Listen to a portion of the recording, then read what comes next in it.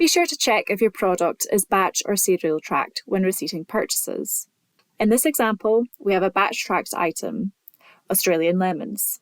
When you receipt that in, you will see the batch number in red in the batch column on the purchase order. Click on the red batch number text. You will then need to add in the batch number, expiry date, and quantity. Then click Add Batch. It will then turn green and you can now confirm receipt. Make sure your numbers add up.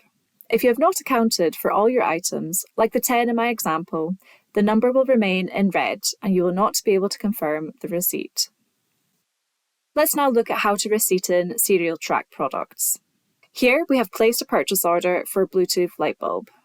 When you have ordered goods that are serial tracked, you would need to add in a serial number for each individual unit purchased. So for our Bluetooth light bulb product, you can see a red number in the serial column. Click on the red serial number text.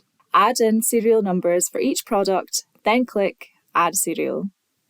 Each serial number must be comma separated or entered on a new line.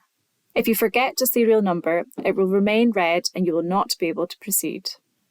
Once you have entered all the relevant serial numbers, the serial column will turn green and you can confirm the receipt and eventually complete the purchase order.